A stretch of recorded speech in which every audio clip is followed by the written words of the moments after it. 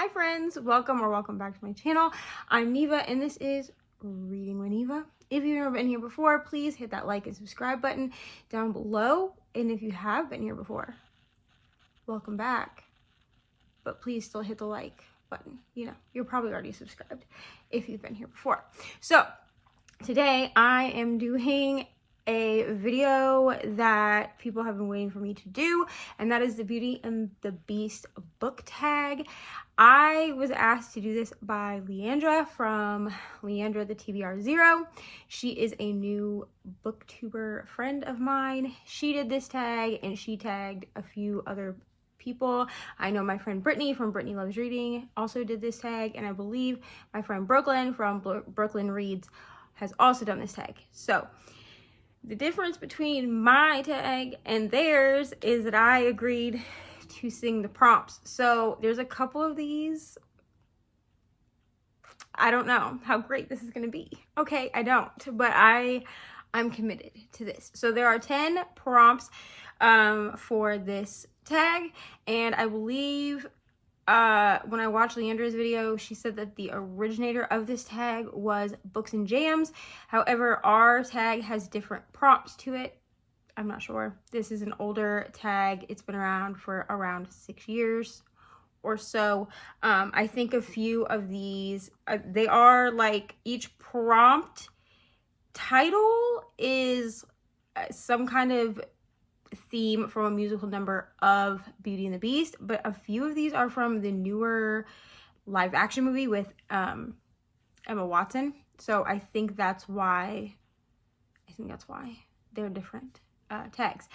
So like I said, there are 10 prompts for this. So I have 10 books. If you see me looking down, it is because I have my trusty iPad, because I need to know what the prompts are. I didn't memorize the prompts. I did pick books based on the prompts, and they're all books from my physical TBR. So most of these are newer books, but that's fine. Okay. Without further ado, let's go ahead. All right. So prompt number 1 is, "Oh, what a guy, Gaston." And that is a villain that you can't help but love. So the book that I picked for this was The Lies I Tell by Julie Clark. I believe Julie Clark also wrote The Last Flight. This was a book that I got last year from Book of the Month. It was actually the first book I got after I rejoined Book of the Month in 2022. And this book follows Meg. She is seeking revenge on men. Okay, so that's what this book is, but Meg is our villain, but also you root for her, which is why I picked this one. I ended up giving this book 5 stars. I know that there were some mixed reviews for this book last year, but I loved it, honestly. It was the first book of 2022 that I read physically, and it took me forever to get through it because there's no like adjusting the text, and the text is relatively small, but I absolutely love this book. So me and Meg, we're friends, you know what I'm saying? All right, prompt number 2. "Here's where she meets Prince Charming." And that is your OTP, or your one true pairing. Now this would be like a ride or die couple, friendship, whatever you deem as a pairing. And for this, I am picking The Kiss Quotient. I read this book very recently, like within the last like 2 weeks, and I absolutely love Stella and Michael in this book. They are honestly the best couple I've read in a while, and I've read quite a bit of romance, dark romance, contemporary romance, and loved couples in those, but these two, wonderful. So this book follows Stella and our main character, and she was diagnosed with Asperger's years and years ago, which is why they are giving her the diagnosis of Asperger's and not just the diagnosis of autism spectrum disorder. So keep that in mind, because I know there's some debate about this, since I believe this book was written in 2019, which would make Asperger's outdated. But at the time that she was diagnosed, when she was young, it was still called Asperger's. So she's been diagnosed with Asperger's, and her parents really want her to like settle down, have kids, get married, do all of the things. And Stella does not, she doesn't like sex. She's not good at sex. She doesn't like it. So she hires Michael, who is a professional male escort, to teach her how to be good at sex. So this does have a fake dating trope. But it's a contemporary romance. So of course, like, the fake dating turns into, you know, not fake dating. But I absolutely love this book. I will tell you, this book was much more spicy than I was anticipating. I did not think that there would be, like, that the spicy scenes would be as explicit as they are. So just keep that in mind when you pick this up, because this book looks cutesy, but baby, it has the spice. Okay, it has the spice. I did try the audio for this. I didn't love it. I didn't love the way that the narrator read the book. So I did end up reading this on my Kindle, so that it was easy for transportation purposes. But I did end up tabbing the actual book. There's some more tabs I need to make, but that is my OTP. Stella and Michael from the Kiss Quotient. All right, prompt number 3. I want so much more than this provincial life. A character destined for greater things. So for this one, I picked Amari and the Knight Brothers. This follows Amari, who I believe is 13. I might be wrong, but I'm pretty sure she's 13. And her brother disappeared. And no one believes her that he's still alive. So she believes that he is still alive, and no one is looking for him. So they're kind of like, you know, he's probably, you know, dead, or he left on his own, whatever, but they're not looking for him any longer.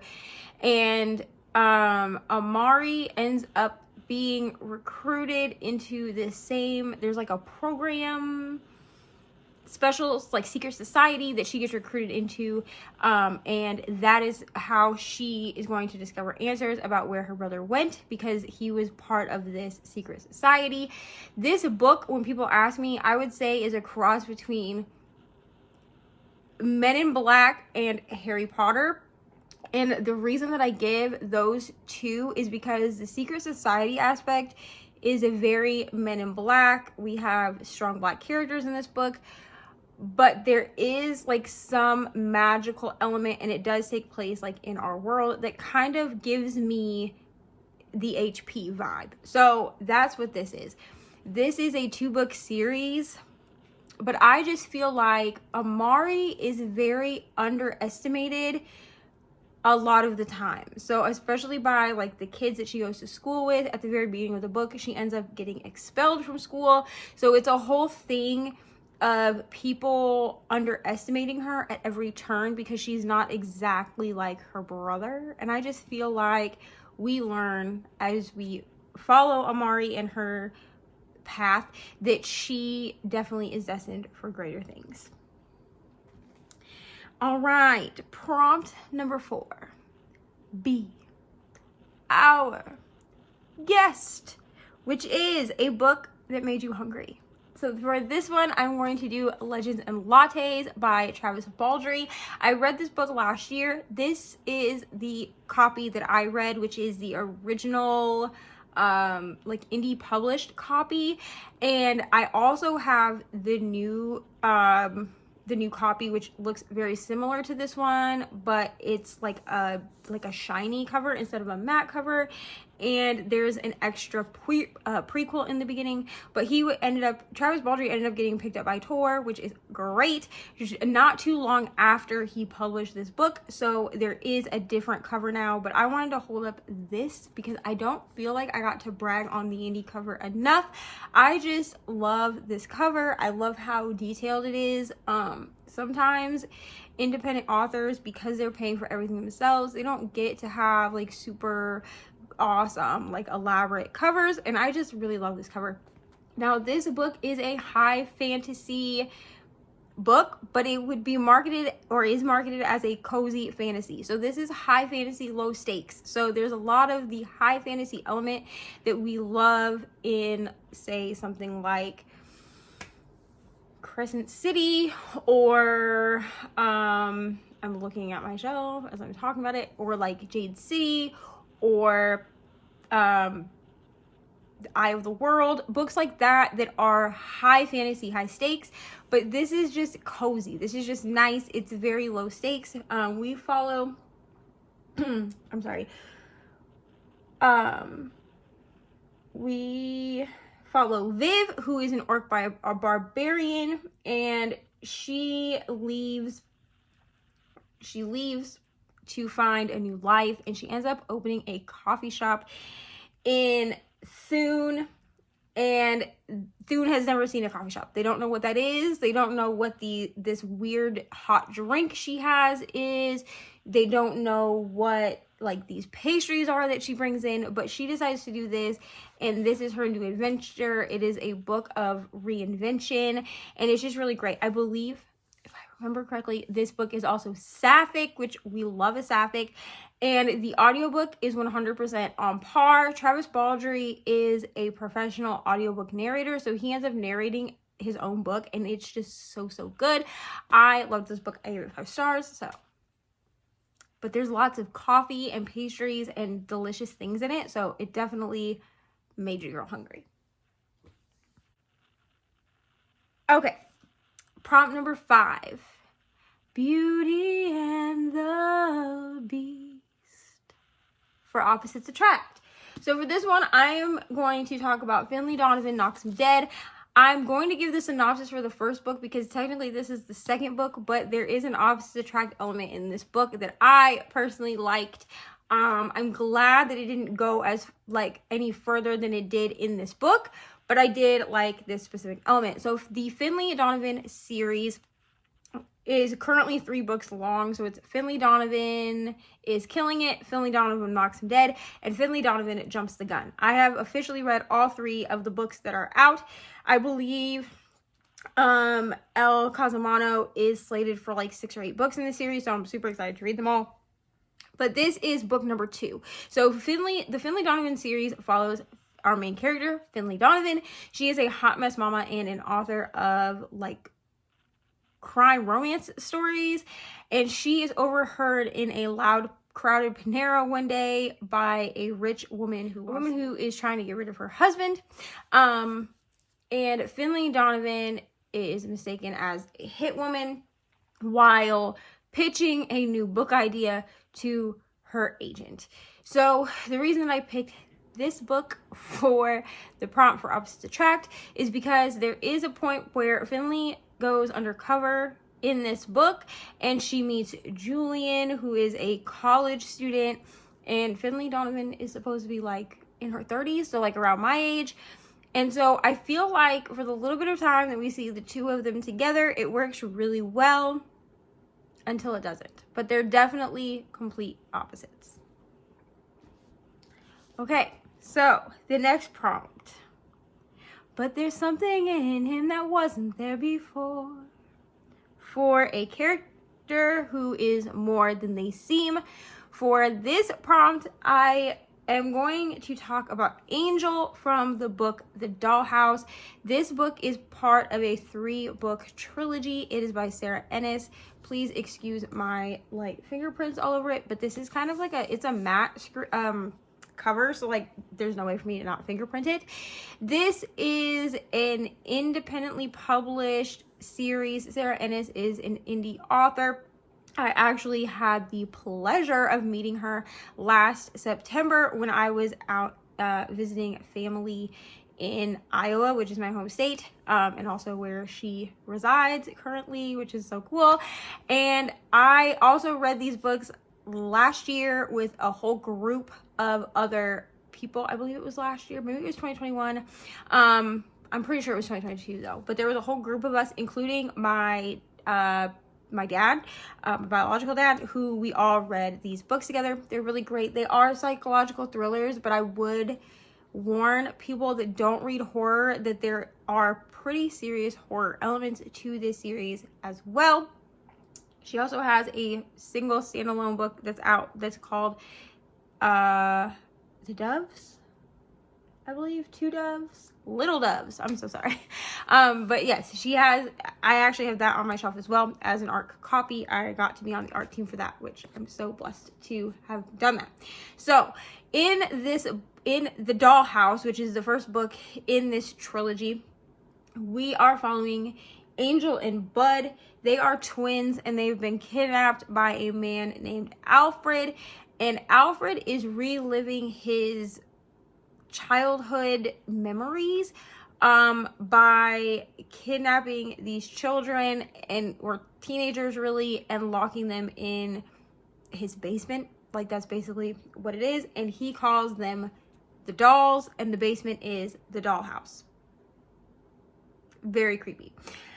Also in this book, we have a third character, but she's not mentioned on the back cover, so I don't really want to talk about her a lot, but she is kidnapped first, and then he kidnaps Angel and Bud and adds them to his collection, if you will. Now, the reason that I picked this book for a character who is more than they seem is because Angel is much more than she seems.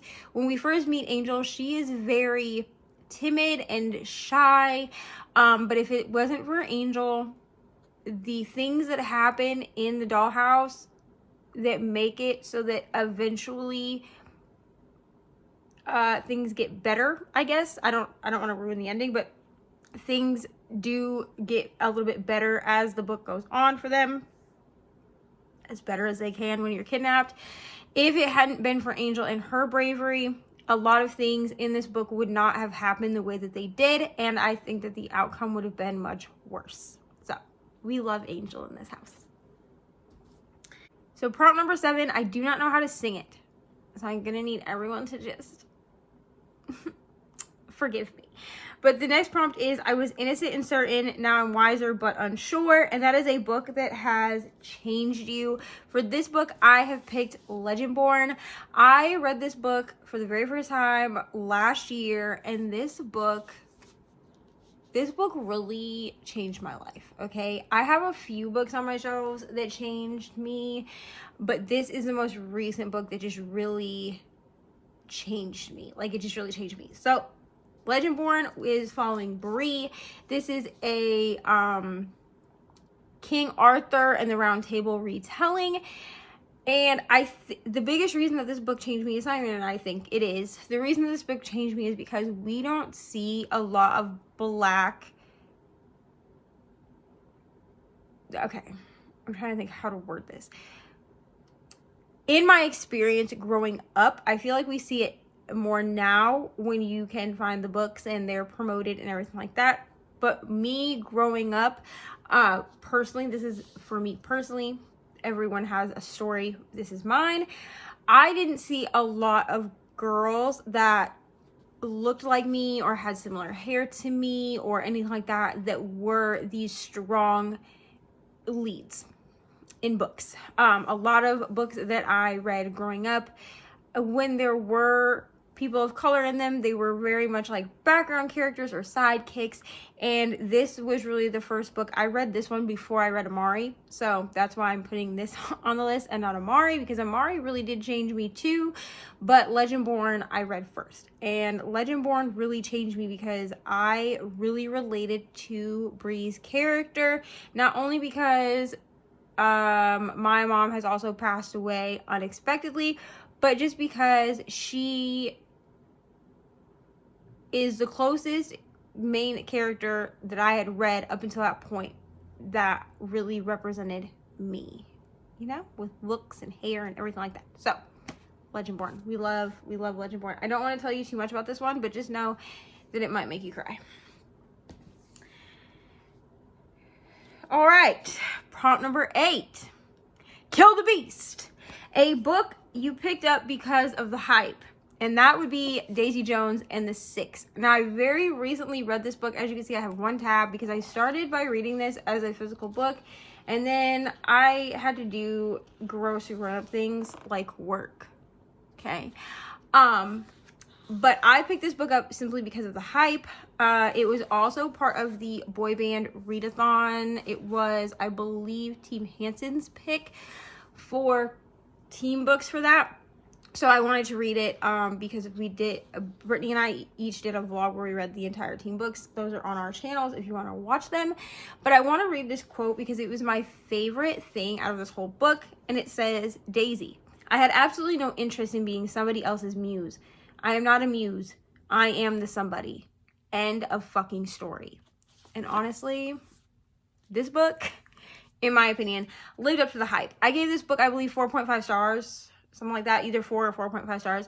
And honestly, this book for me really held up to the hype. I will say that so far I am liking the show adaptation a bit better, save for a single character, which I'm not going to go into because I don't want to spoil this book for anybody.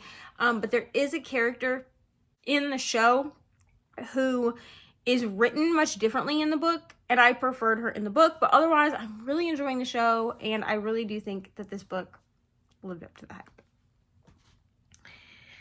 All right, prompt number 9. I also do not know how to sing, so I apologize. But it's I'll Never Shake Away the Pain, a book or moment that always makes you cry. I have actually only read this book once, but I know that if I ever picked it up again, it would make me cry. So that is A Man Called Uwe. I know some people say it Ove, Uwe, however you say it is fine. I listened to the audiobook for this one, so I do know that his name is pronounced Uwe.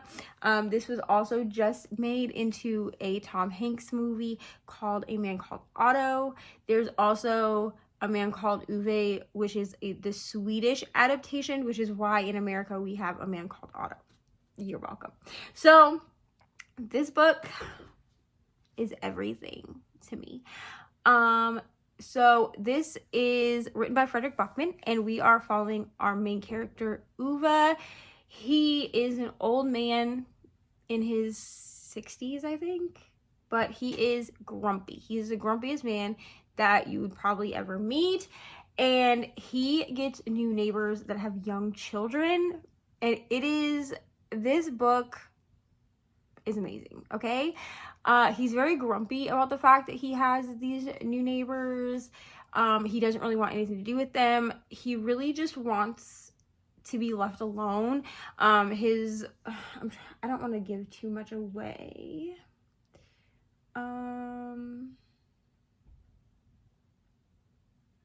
Yeah, but he has strict routines. He has a short fuse.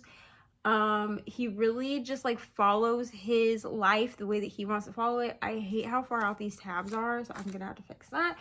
But I tabbed a lot of things in this book. But yes, then a new young couple move in that have children, and one on the, like 2 young daughters and one on the way. This book is just a book about found family and having something to live for. But I made the mistake of finishing this book on sprints, and I cried my eyes out. So there's that. So that is A Man Called Uwe.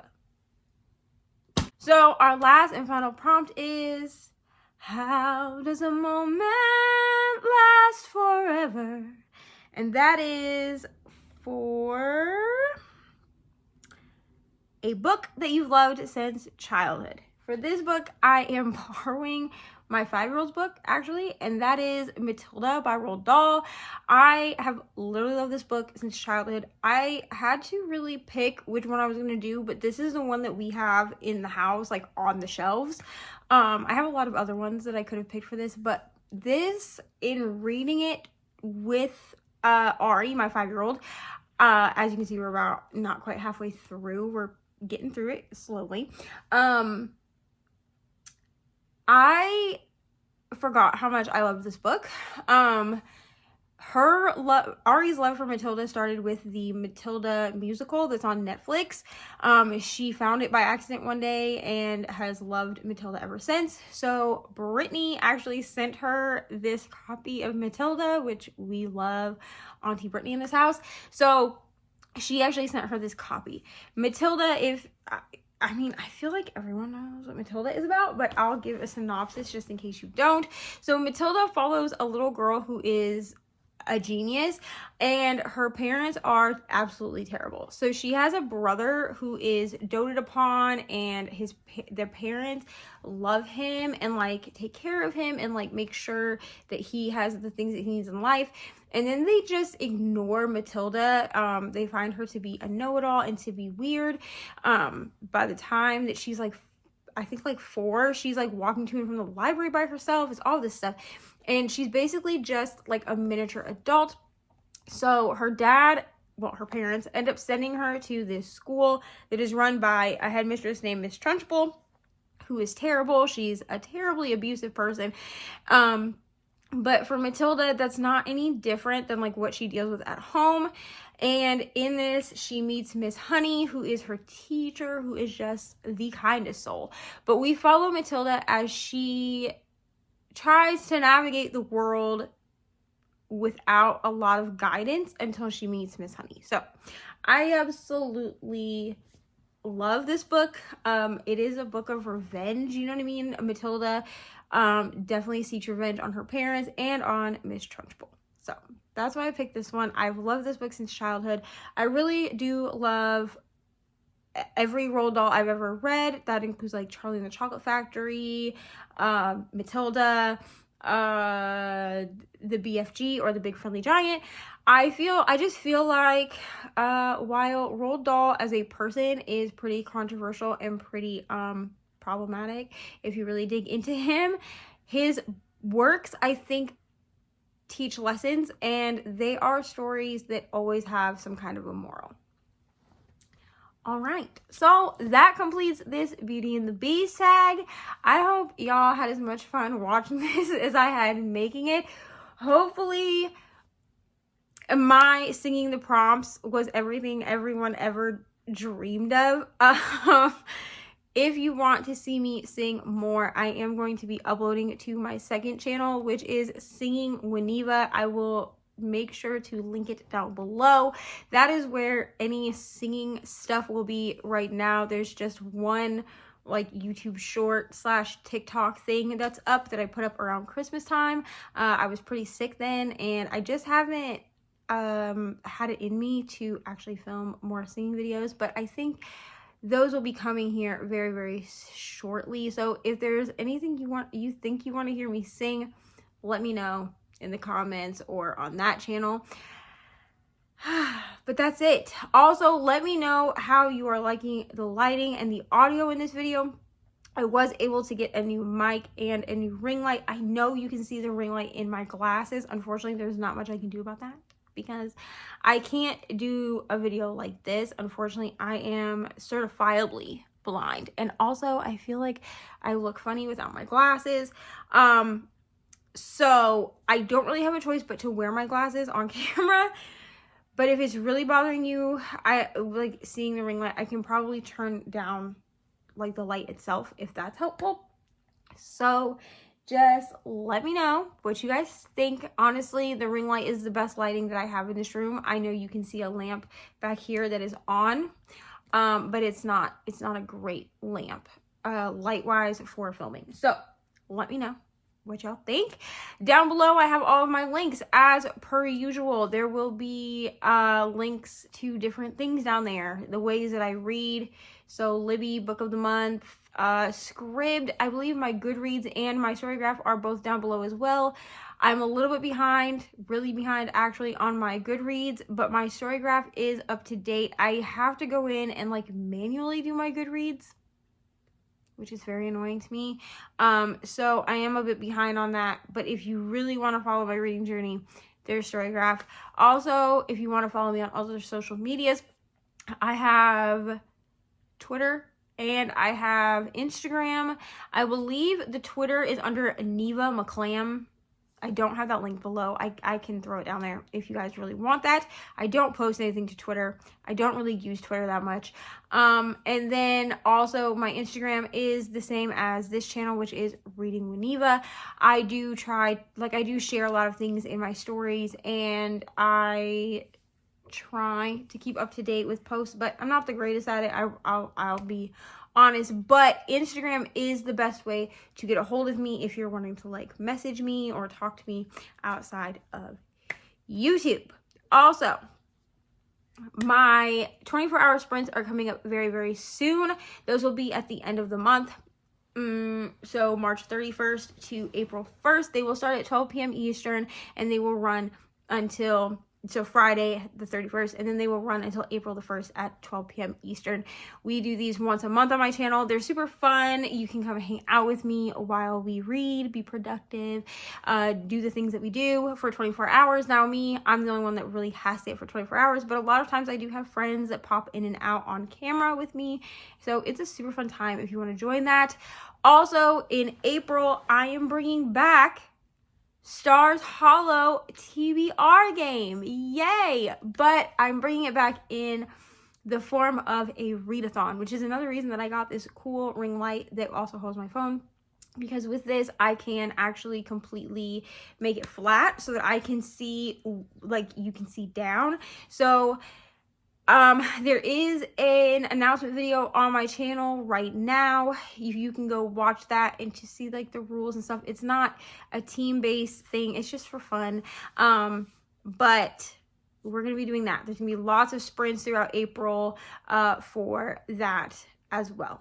So also there's merch for that. If you want the merch, don't feel obligated, please. But that is really all that I have for y'all today. So thank you so much for joining me. Again, if you are new to the channel, welcome. And if you're not, welcome back. But either way, if you're not subscribed, why not? We have a lot of fun over here on this corner of the internet. So if you want to join the friendship and you want to be friends here on my little book corner of the internet, go ahead and hit that subscribe button. Also, please hit the like button. It really helps the algorithm and people to find my videos. And I will see y'all in the next video. Bye!